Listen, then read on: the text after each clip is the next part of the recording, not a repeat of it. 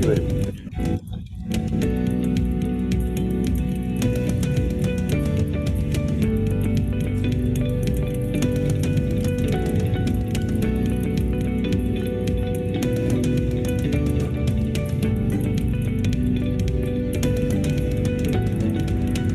Good evening, friends. So, let me give you one information today, right now, that this was supposed to be one webinar, but we have now converted it to two webinars today and next Thursday. And the reason is when me and Alka ma'am started preparing for the webinar and we wanted to see what people have been doing. So we got some prescriptions. I'll show you one. Alka ma'am will show you one tomorrow and next Thursday. See, I'm sorry, I'm showing the hospital name only.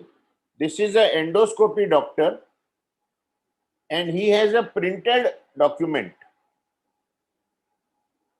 Amoxiclav, azithro,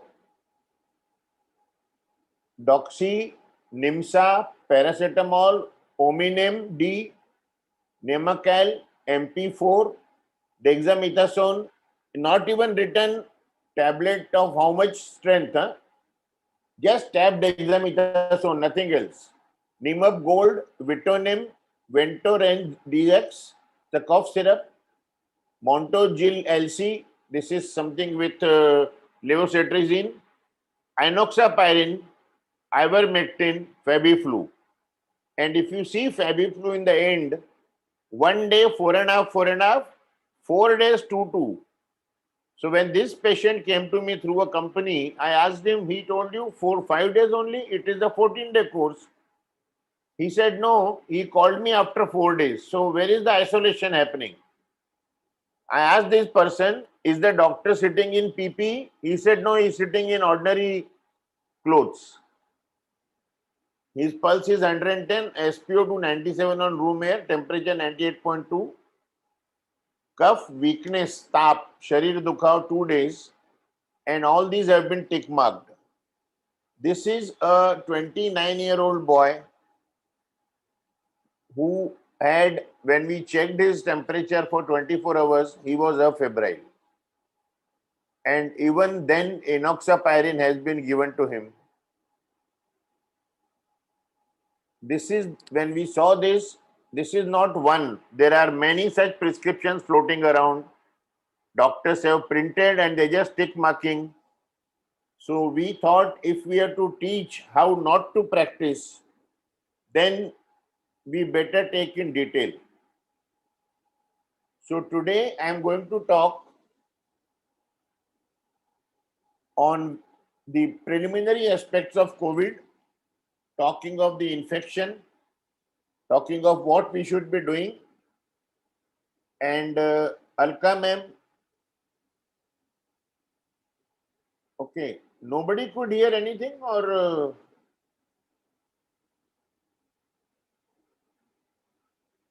okay, other people could hear. So check your audio.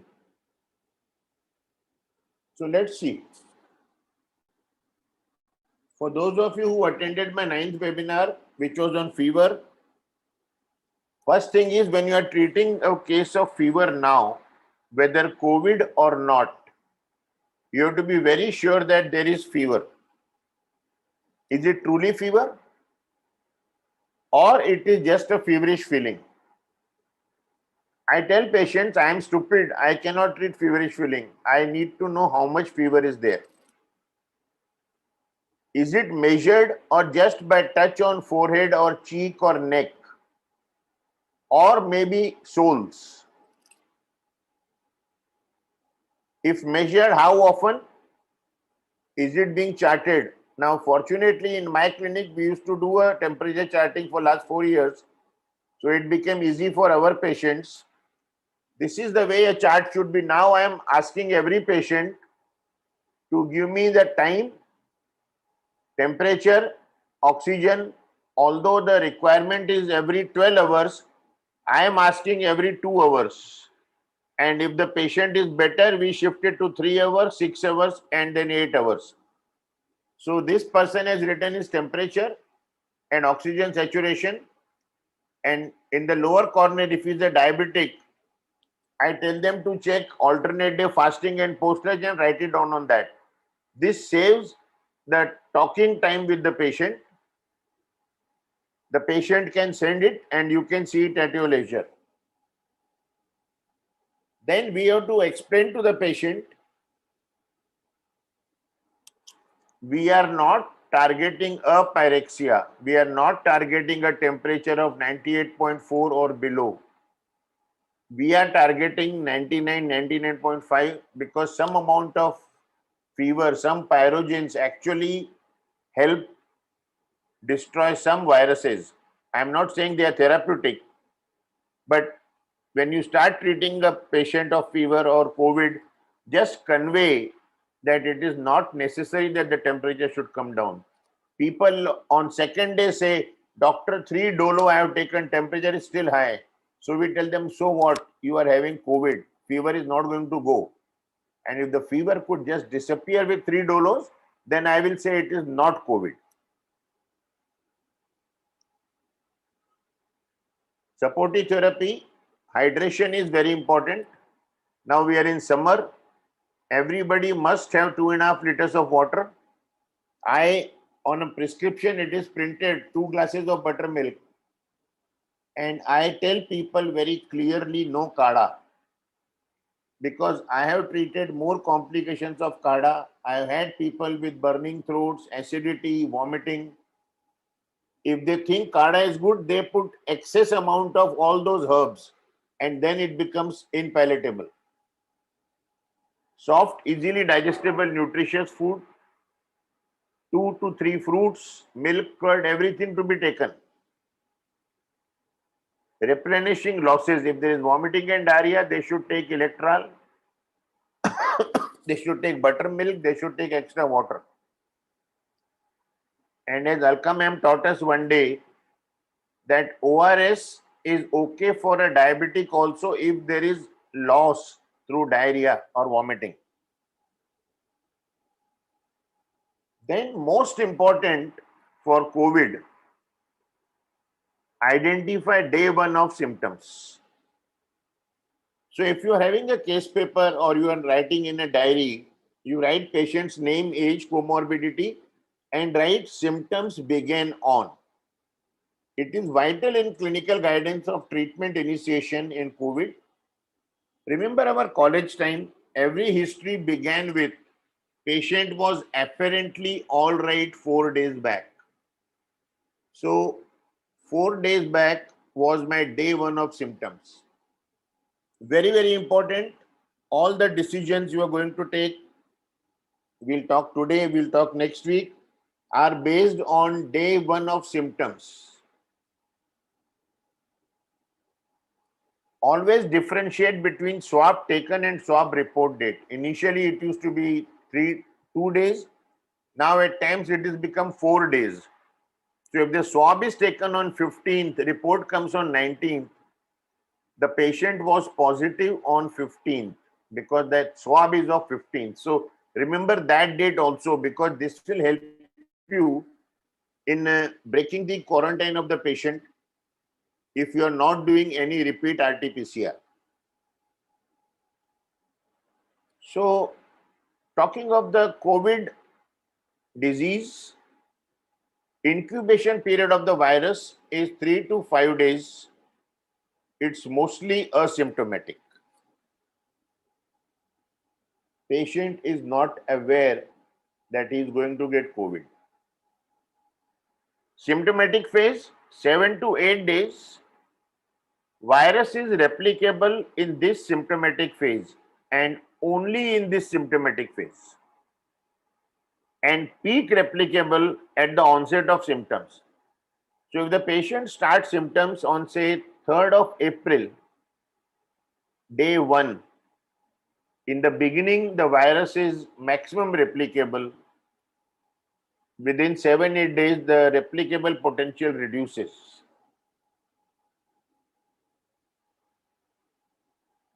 Then after symptomatic phase of 7-8 days, you have pulmonary phase after incubation, which the patient is not aware, and symptomatic phase, you have pulmonary phase, which is divided into two parts. Pulmonary phase is a phase of inflammatory response due to viral debris. This is where the inflammation begins and all the problems that you can expect, making a patient go bad, severe, critical death occur in the pulmonary phase. Because we know all the complications are in the lungs. Early pulmonary phase, first 4 to 5 days of the pulmonary phase. So incubation period, symptomatic period, then first 4 to 5 days. This is the period of thrombophilia, imbalance of clotting factors, increasing the risk of pulmonary thromboembolism.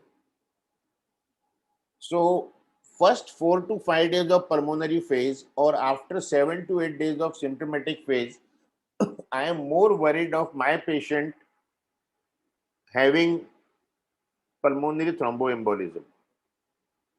So what I am doing in my clinic, rather I am treating all my COVID patients online.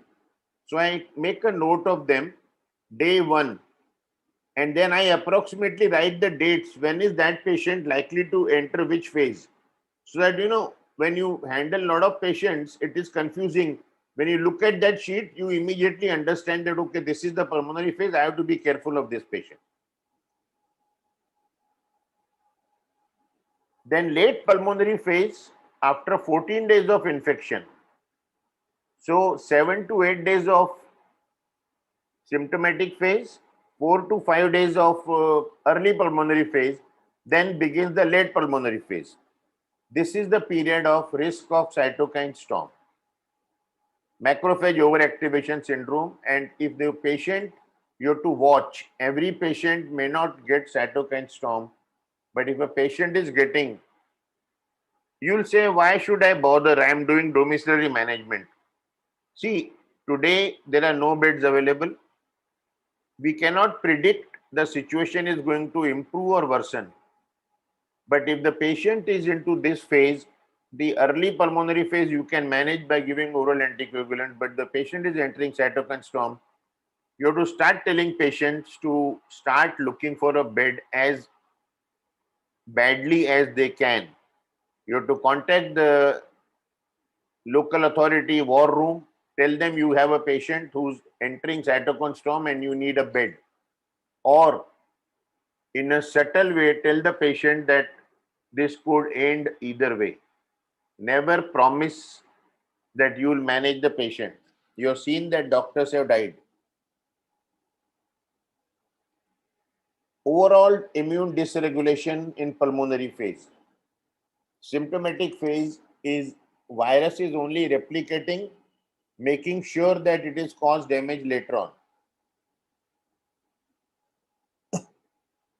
This talk, the images are from a document. Paul Merrick, Professor of Medicine, Chief of Pulmonary and Critical Medicine, Eastern Virginia Medical School. He has published this update on December 27th, 2020. So once again, I am going to repeat what I just said. From here, day 1, 5 days are incubation period, then symptomatic phase. In incubation period, virus is multiplying. You see at the beginning of symptomatic phase, the size of the viral replication image or the diagram is the biggest. So this is where the viral is replicating fastest. And then towards the end of these 7-8 days, the replication stops. Understand this. This is viral replication. And pulmonary phase is caused by viral debris lasting till almost 28 days. That is why there was a study by Lancet which said that a person can shed viral particles for 33 days That is why many people, even when they do a repeat test after 15, 20, 30 days, still get positive because of viral debris. Then in the symptomatic phase, gradually delayed innate immunity starts acting up. And in this early pulmonary phase, you see that there is little immune dysregulation occurs, which in the late pulmonary phase becomes worse. So cytokine storm is in the late pulmonary phase. Please take a snapshot of this diagram. Now, when do we do the test? If you do rapid antigen, even in incubation period, you will pick up. If you are doing RT-PCR, it should be in the symptomatic phase after maybe a day or two. Just now I had a call that my mother-in-law is positive and I am feeling unwell. No specifics. Should I do RT-PCR today? I said, no, wait for 48 hours. Make a chart. Let us see if you really get symptoms. So around the third or fourth day of symptomatic phase beginning, you should be doing a panel of tests in addition to RT-PCR, even other tests that you want to do, CBC, CRP and all, you should be doing that time.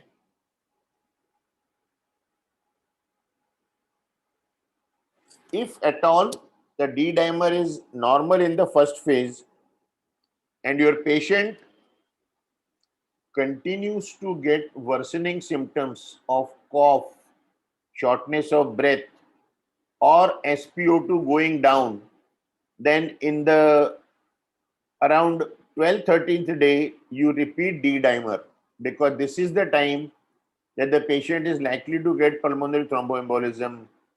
This is the time that you should be doing HRCT, not earlier, because I want to pick up the problems in the thing, in the lungs.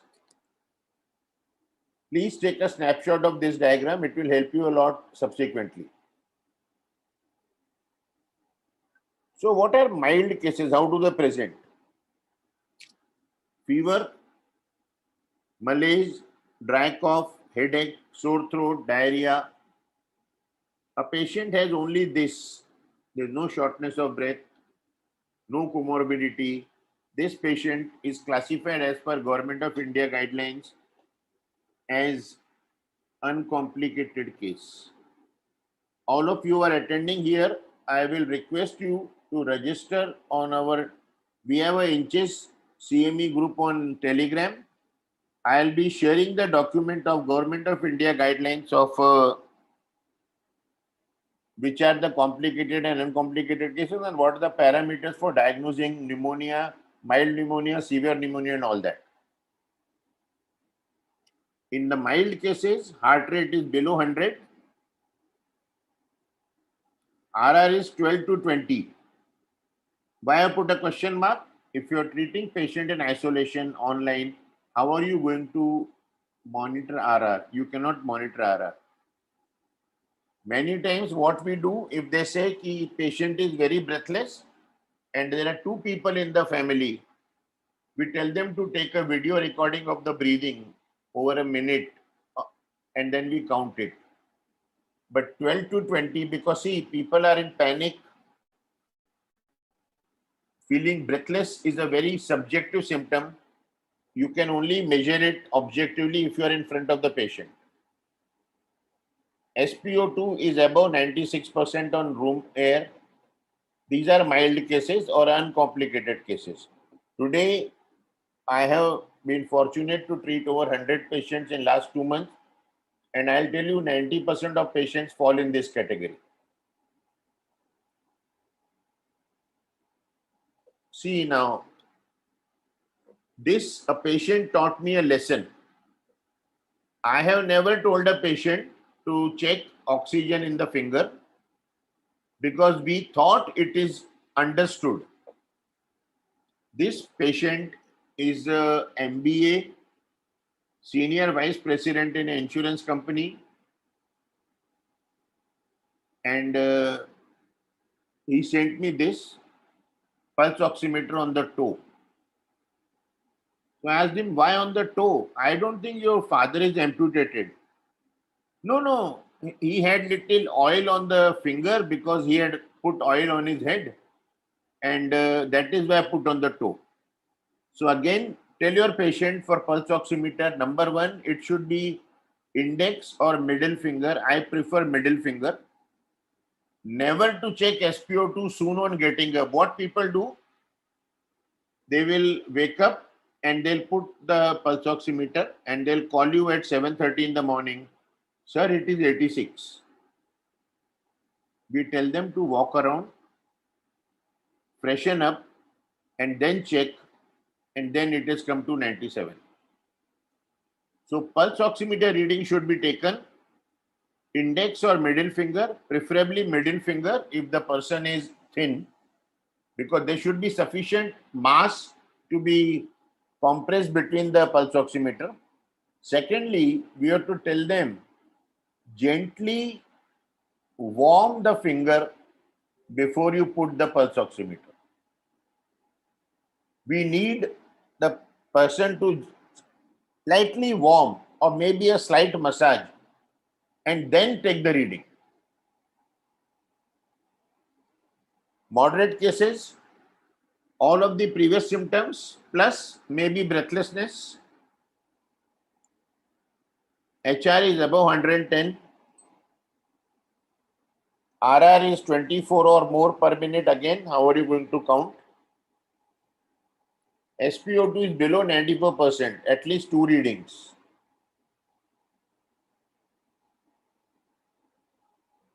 Let's talk of the virus. Replicable till day 9 from day 1. From 10th day onwards, it is not replicable.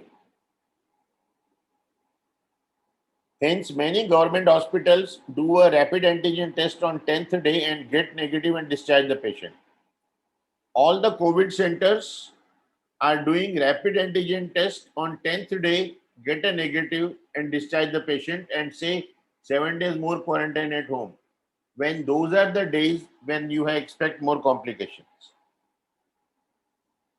Viral remnants may persist from 3 weeks to 3 months in rare cases. 3 months in rare cases, but 3 to 4 weeks you can understand. I have had a doctor who was positive 4 times and 5th time he became negative. That was the 43rd day of his disease.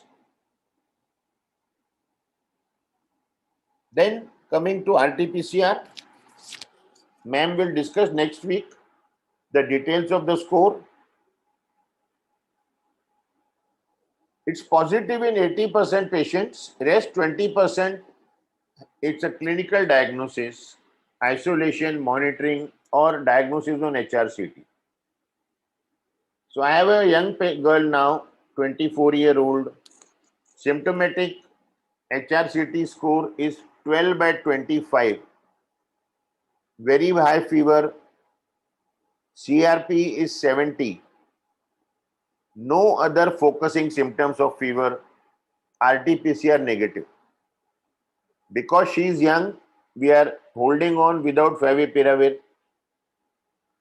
repeating the test in some days, but otherwise we have to do a clinical diagnosis. General guidelines are lower the value, higher the viral load. Details ma'am will explain, and it is only indicative. Now what has happened is, because of WhatsApp, patients will call and say, oh, mine is 14. We have to say that the treatment cannot be based on that alone. I'm showing you a report. Detected confirmatory gene CT value 28, and then down below written ICMR guidelines do not recommend sole dependence on CT value for patient management. You have to have patient symptoms, you have to have patient pulse oximeter, pulse, BP if the patient can monitor, especially if hypertensive. There's a new test come which I was told just now. Ignore this now. The test is Abbott ID, a COVID-19 test equivalent to RT-PCR. Reports available within 30 minutes of sample collection and is ICMR approved. The only catch is it's 4,500 rupees. Today, when the patient goes for a test, they will ask you a question, sir, any discount I can get? So, this is the test. In case you are in a hurry and you're not getting rapid antigen, check out with one of the NABL accredited labs and you can look for Abbott ID. So, what are the tests we have to do? CBC, CRP, D-dimer, ferritin, IL-6, SGPT, just to have a marking on baseline of liver function or dysfunction. SGPT is the most sensitive test for liver function. Although we are not going to give remdesivir in the clinic, in the house, but SGPT of 250, 300 and above, remdesivir is not given. Creatinine electrolytes, why I put in red? If a patient is having comorbid condition, hypertension, diabetes, then you should ask for creatinine and electrolyte also. Because any derangement of any kind can give you symptoms and you may be thinking it is only COVID getting complicated. Chest X-ray, HRCT based on the facilities available. What to look for in CBC? First, look at hemoglobin. If the hemoglobin is low, ask the patient whether the hemoglobin already was low or it is dropped now. So before, suppose this patient needs to be given anticoagulation and hemoglobin is already at 7, 8, then you are concerned. Look at WBC. If you have leukopenia, you can attribute it to the COVID thing. If there is leukocytosis, then look for another focus of infection or maybe a secondary infection over the COVID infection. Neutrophil lymphocyte ratio is a very important parameter right now. Below 3 or 3.5 is ideal. Above 3.5 is not good. Increased NLR levels were independently associated with unfavorable clinical prognosis in patients with sepsis. Now, sepsis can present both with leukopenia and leukocytosis. So, this is the SARS-CoV infection where the patients are getting very critical or even dying. They are the patients with maybe sepsis. So, NLR levels will be much higher than normal, maybe even 6, 7. Then you look at platelets. Lately, we have been seeing a lot of patients with low platelets. We don't do anything. We don't suspect malaria, dengue because RT-PCR is positive. So far, I have at least not seen a co-infection of dengue and COVID. And then, why I am focusing on all this, with leukopenia, with low platelets, you need to repeat CBC within 2 to 3 days time. C-reactive protein, one of the tests earlier we used to say non-specific, but now in COVID it has become very important. It's a protein produced by the liver. It's a non-specific marker for inflammation. CRP levels rise when there is inflammation in the body, not focal inflammation. You are not likely to get CRP if there is a boil or an abscess. It is for generalized inflammation. It reveals inflammation somewhere in the body but cannot pinpoint the location. Levels dramatically rise during inflammation, and the increase is due to rise in plasma concentration of interleukin 6. So it is an indirect measurement of IL-6, produced predominantly by macrophages and adipocytes. During the acute phase response, CRP levels increase rapidly within 2 hours of acute insult rise above normal within 6 hours, and peak at 48 hours. In addition to WBC, if there are any deranged parameters, CRP is one investigation which should be repeated at least 2 to 3 times, especially if the patient continues to remain symptomatic after the 7-8 day period. With resolution of acute phase response, CRP declines with a half-life of 18 hours. CRP can rise up to 50,000 fold in acute inflammation, such as during any major infection. Its level is mainly determined by its rate of production because of its constant half-life. Half-life is 18. So if you find CRP consistently going high, that means the inflammation is continuing unabated. That is why the levels are rising. One exception, CRP elevation in the absence of clinically significant inflammation can occur in renal failure. Significance of this, if I have a patient of hypertension diabetes whose creatinine baseline is raised, or maybe who's a known patient of CKD now getting COVID, how do I trust? Then I cannot trust CRP alone.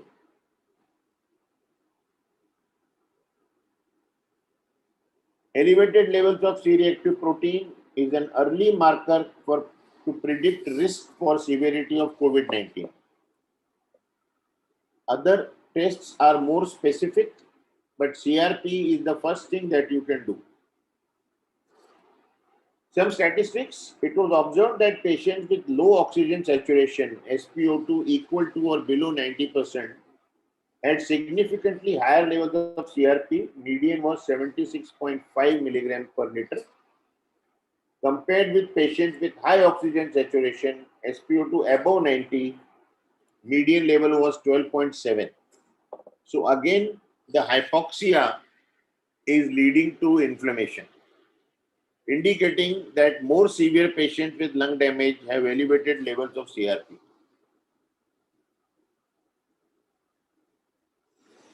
So higher levels of CRP indicate more severe disease course linked to lung injury and a worse prognosis. But when I am saying so much, let me also tell you that seeing a CRP of 100, 200 is not diagnostic of COVID. Please do not use CRP as a diagnosis of COVID. In the last year pandemic, last year phase, I had a child of 5 years who had a WBC of 22,000 and a CRP of 360. He had acute follicular tonsillitis, had to be admitted and given IV antibiotic, and it settled down. CRP levels are correlated well with severity of symptoms of patients with COVID. Therefore, it may be a suitable marker in assessing a patient's condition together with other clinic findings. So, I can get CRP today in most labs within 6 hours time. If my patient's fever is not going, if the patient's cough is increasing despite having given some supporting antibiotic, despite having been on favipiravir, then I can ask for a repeat CRP every second or third day also, again case specific. Below 100 is considered moderate infection, above 100 is considered severe infection. Always send to a lab which is giving you quantitative. With COVID patients, we are not in a position to get CRP positive, negative. That does not help me. It doesn't tell me how high the CRP is and how bad the COVID infection may be. Ferritin. Ferritin was a test which you used to do earlier just to understand the iron body stores. Where I was using ferritin earlier, a patient of hair fall, if the hemoglobin was 11, 12, we would check ferritin. Ferritin is a big normal range, and for a normal growth of hair, you need a ferritin of at least 65 milligram per liter. But now ferritin has become one of the markers of COVID severity. If ferritin level is lower than normal, it indicates low iron stores and iron deficiency. Hence the interpretation on reports. An analysis of peripheral blood of 69 patients with severe COVID-19 revealed elevated levels of ferritin compared with patients with non-severe COVID disease. Therefore, it has been concluded that serum ferritin were closely related to severity of COVID-19. This is a study of June 1, 2020. In another study with 20 COVID-19 patients, it was found that individuals with severe and very severe COVID-19 exhibited increased serum ferritin level, being serum ferritin in the very severe COVID-19 group significantly higher. Just see, very severe was around 1006 versus severe was 291. In my experience of last few months, I have seen the highest ferritin was 1300, and we could manage the patient with favipiravir, no steroids given because the patient didn't have respiratory symptoms.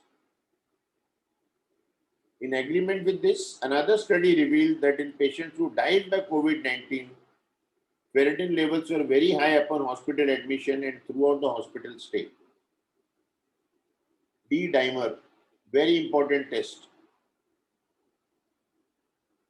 D-dimer is a fibrin degradation product, protein fragment present in the blood after a blood clot is degraded by fibrinolysis. So, a blood clot has to form, that clot has to be degraded by fibrinolysis, then my D-dimer will be positive. So, D-dimer is not a predictor of thromboembolism, it is a proof that thromboembolism has occurred. It is determined to help diagnose thrombosis. It's an important test performed in patients suspected of thrombotic disorders. While a negative result practically rules out thrombosis, a positive result can indicate thrombosis but does not rule out other potential causes. So I have to be very sure the patient does not have DVT or pulmonary embolism.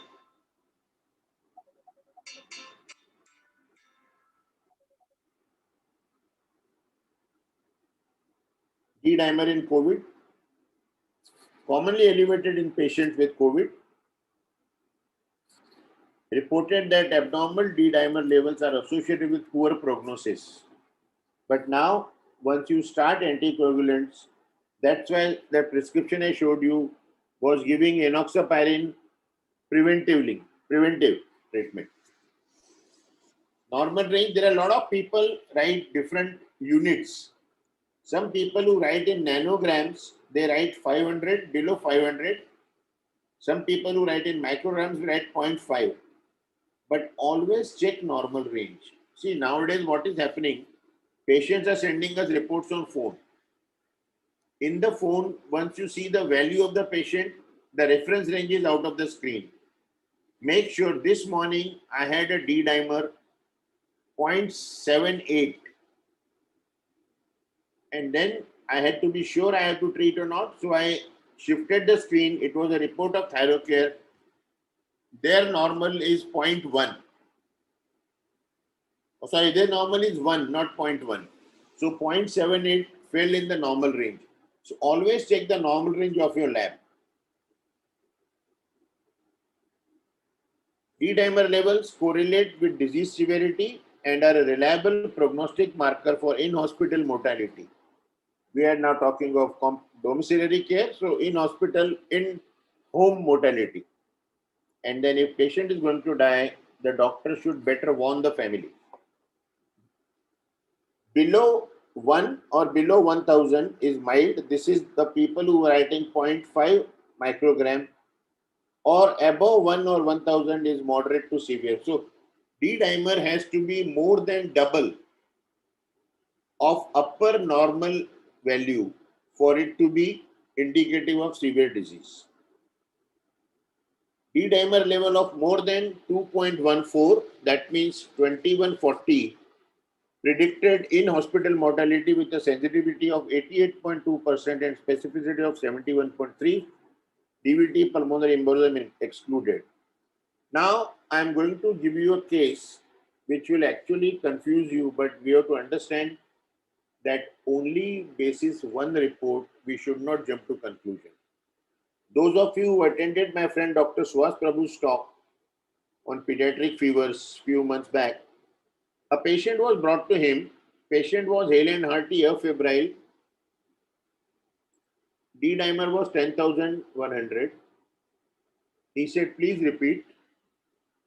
And D-dimer came up to be 320.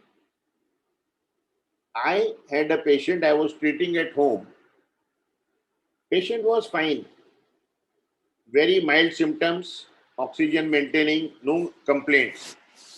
In the routine check, the D-dimer came to be 5,600. I panicked. I repeated, still 5,400. So I admitted him. He went to the MCGM COVID hub, was admitted.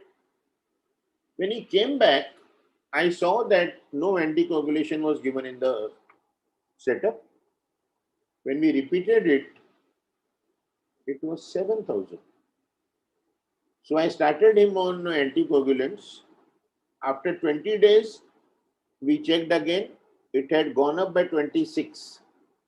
I spoke to some consultant friends, pulmonary physician. They said, give it another 6 weeks. Let it give some time. But I have decided 1 month later, I'm going to check simultaneously in 2 labs and see, because the patient is actually asking me, sir, the drugs are so expensive. How long can I take? IL-6, I'm again showing this image. Now we know that cytokine storm comes up here. So I can not schedule IL-6 in the first lot with CBC, CRP, D-dimer, ferritin. I can schedule it around 12th or 13th day of the infection from day 1 of symptoms. Or 8th, 9th day. Sorry, symptoms come on 5th day, 8th, 9th day of symptoms. Then I will be able to pick up if the thing is going up. But IL-6 again now, initially we used to say that 3 times the normal is important. But lately studies are saying it's not a very significant test, and above 500 is indicative of severe disease. But in last 2 months, I have had 2 IL-6 which were in 135, 140 range, and on repeating in another good lab, they were normal. So, the crowd, the volumes are so much that most labs are making mistakes. Please make sure that if the report is showing very abnormal, patient should have corresponding symptoms. IL-6 is a potent pyrogenic cytokine and has an essential role organizing lymphocyte trafficking to lymphoid organs during febrile events. It is when sepsis is occurred. In addition to its role modulating the host immune response, IL-6 has been implicated in the progression of several virus infections. Not very reliable, useful for home management. But yes, you can always do it once and then desperately seek hospitalization if it is very high. Normal levels are up to 7 picograms per ml. In COVID-19 population, IL-6 levels at hospital admission seem to be a good prognosticator for combined endpoint progression to severe disease and or in hospital mortality, because it indicates cytokine storm. If genuinely raised, it indicates cytokine storm and the patient needs to be saved. Best prognosticator for negative outcome. Studies support the hypothesis that targeting the cytokine storm induced by SARS-CoV-2 by using anti-IL drugs, tocilizumab and sarilumab, in India we only have tocilizumab, would be a valid therapeutic option together with supportive care studies. But again, today, this is the research of last year. Today they are talking that its role is suspicious. Antiviral treatment, if you are giving, you have to give in the symptomatic phase. First 8 days of symptoms, you have to give this antiviral treatment. You cannot wait for patient to worsen and give antiviral drugs in the pulmonary phase. No. Whether you're giving favipiravir or patient is being given remdesivir or convalescent plasma, they have to be given in the symptomatic phase only. Pharmacological therapy for COVID by stage of illness, what has worked and what has failed. This study from America, which I showed you, they have given a nice summary. I'll take it one by one, and then you people, I think, should take an image on this. Timing of initiation of anti-inflammatory therapy, the same time curve.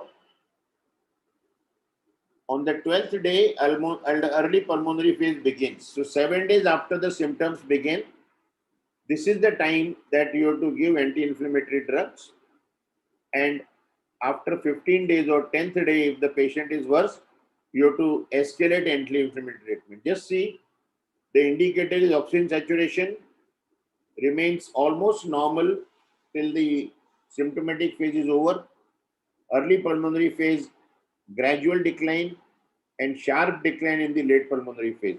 This is the cytokine storm. And viral replication was happening here and has gone down totally. COVID-19 management protocols, again date-wise, this will be tackled in detail by Alka ma'am next week. Just understand this time duration, what are the symptoms? Fever, malaise, cough, headache, diarrhea in the symptomatic phase. In the early pulmonary phase, shortness of breath, mild hypoxia, requires oxygen less than 4 liters per minute and saturation is below 94, progressive hypoxia. Antiviral treatment here, anti-inflammatory treatment here, whether you are giving oral steroids or you are giving injectable steroids. Interferon alpha is of no use. Methylprednisolone, this is for hospital treatment. We'll discuss what we can give in OPD. Acetyl salicylic acid. There has been a lot of gossip on aspirin is harmful. Actually, it can benefit. After reading this research document, I have increased in 2 patients of mine. Enoxaparin or oral anticoagulant. If the patient worsens, see here enoxaparin is 60 milligram per day. And then if the patient is worse in the cytokine storm, you can go up to 1 milligram per kilogram subcutaneously 12 hourly. Ivermectin can be given in both phases and then supportive treatment.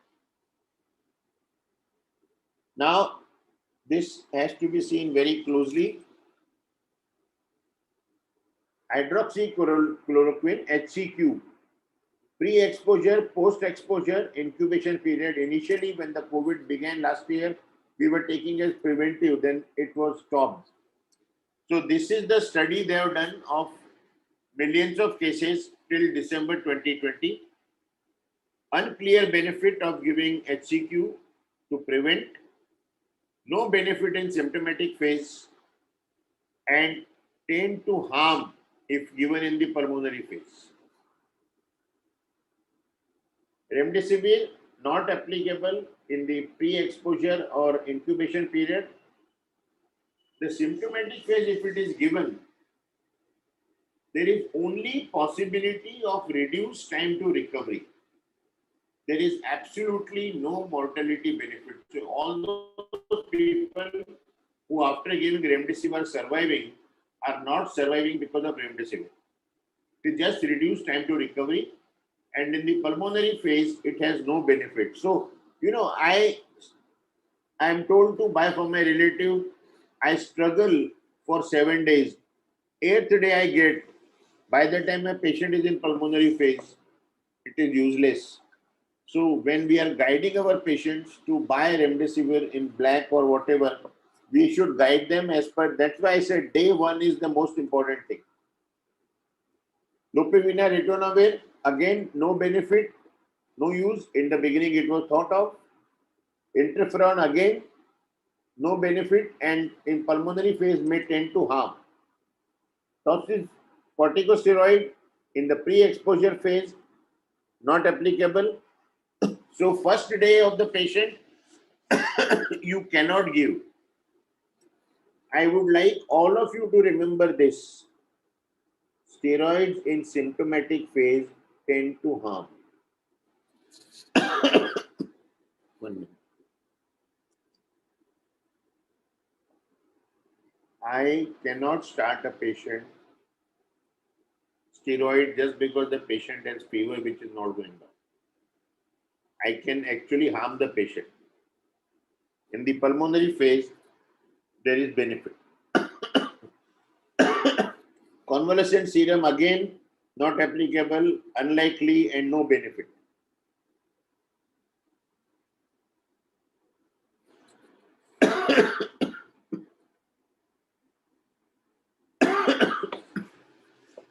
I get carried away while talking. So please, I request you all to take a snapshot of this, because what we may not be able to treat a patient, at least we should not harm. I have seen doctors in today's Bombay, young practitioners, telling me, I have got great results with HCQ. And they would give at any stage. So please beware, at least we should not harm the patient at all. Ivermectin, whichever stage you give, is beneficial.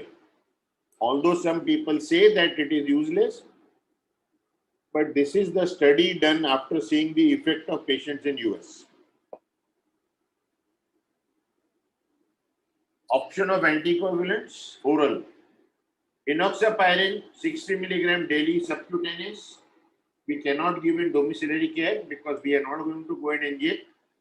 If your patient is a diabetic, is already taking insulin, and has a high D dimer and you need to give enoxaparin, yes, you can tell the patient to start. Otherwise, we shift to oral. Two commonly used are apixaban and dabigatran, etexylate. Apixaban, the brand name is Eliquis, 2.5 milligram BD, 20 days plus. Why plus? You need to keep checking D dimer every 10, 20, 30 days till the D dimer normalizes. Cannot be given for a short course and forgotten. Dabigatran etexylate 110 or 150 milligram once a day, 20 days plus. These are the brand names. This Dabigo 150 I have found out is the cheapest of Sun Pharma.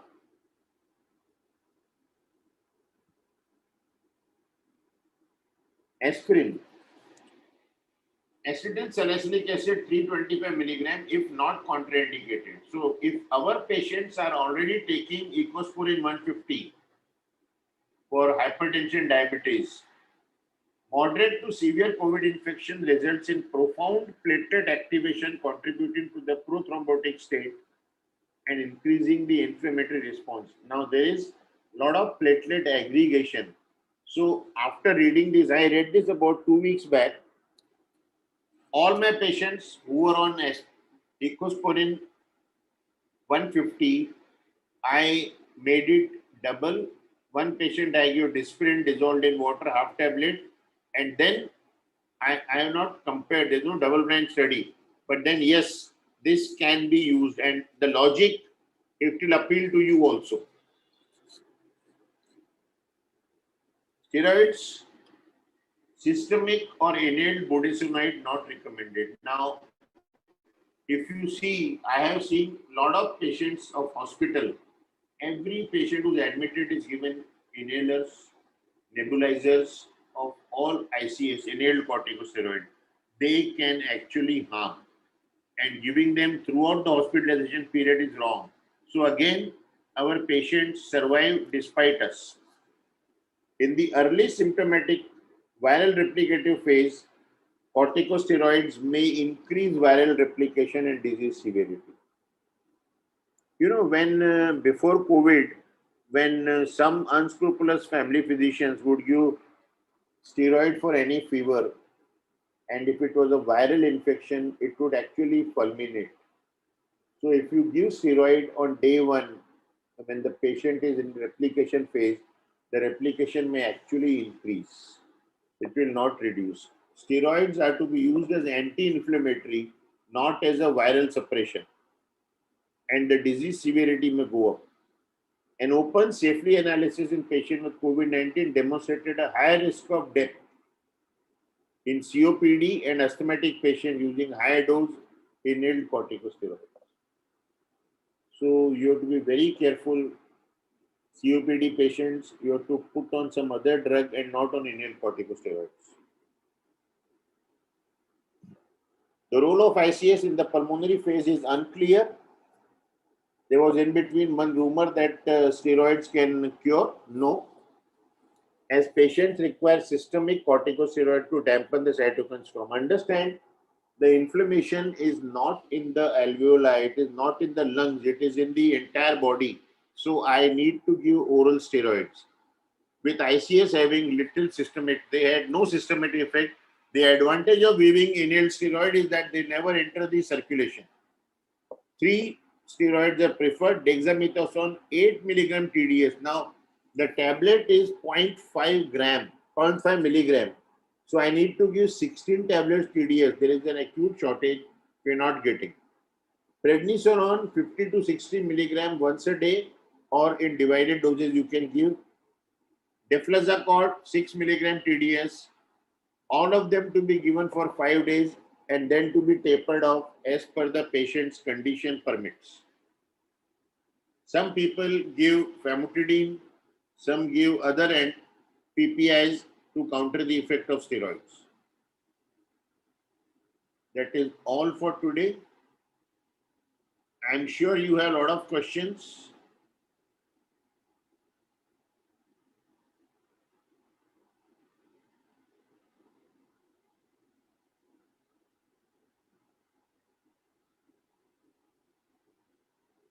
Studies say no role of ivermectin, but then yes, we are all giving, whether it is helping or not, but ivermectin has been proven to be a safe drug to give. I will be collating all these questions. Some people want some slides to take a snapshot. I will just share. I will collate all these questions, and next week we will take all these things once again.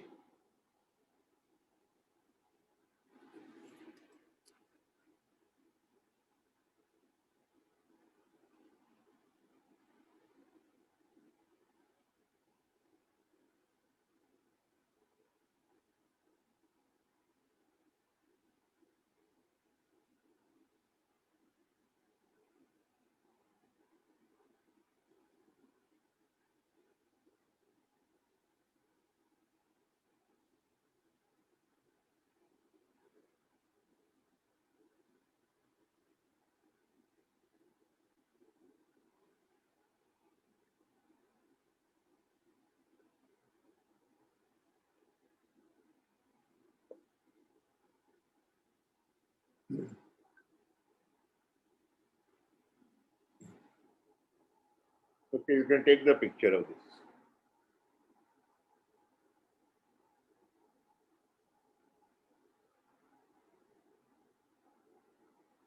Next week, Alka ma'am will discuss on how we should be treating in domiciliary care, and I will give some points of some cases that I have handled which have taught me things.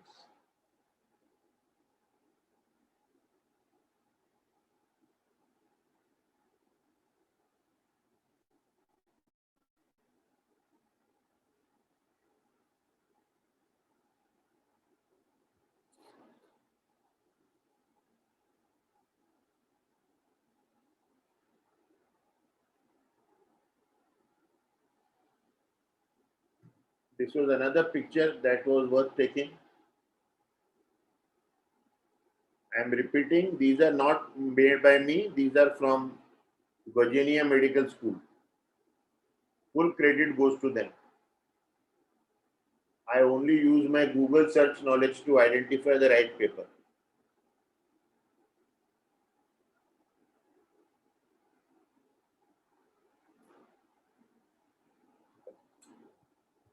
I think this is a $1 million image. Because when we're treating a disease which is very, very uncertain, you do not know what is happening where. It is better that we have some background that okay on which we are using it.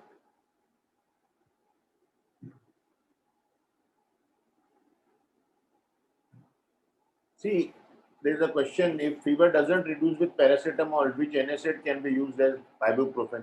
I normally do not use paracetamol at all. I use Meftal Forte. I have no financial interest in this. Mefenamic acid with paracetamol, and it gives the best results in high fevers and severe body aches. Not that it cures the disease, but it gives better. D-dimer, after how many days it comes to normal, depends on how high it has gone. A patient with 800 came back to normal in 10 days only. Now this 7,000, let me see how often it comes. So it all depends on how high it has gone.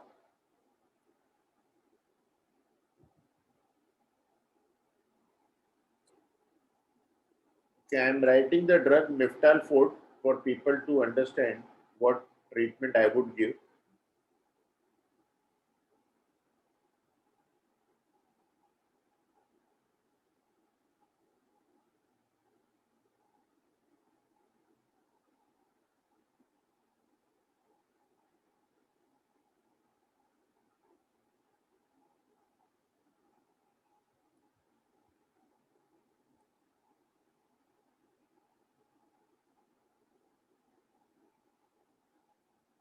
Again, my instruction to my patient, you need not follow them. I do not allow any paracetamol or Miftal-Fort below 100.5 fever, because I want to see how the fever goes. I had one patient who had COVID with typhoid. His IgM was very strongly positive. First COVID was negative, second COVID came positive.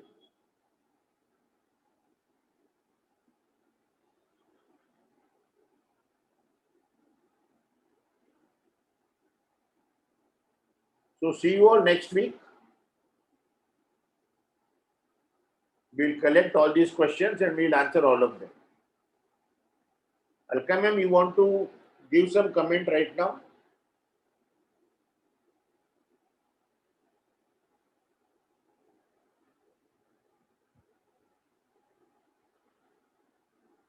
There is no prophylactic drug for COVID.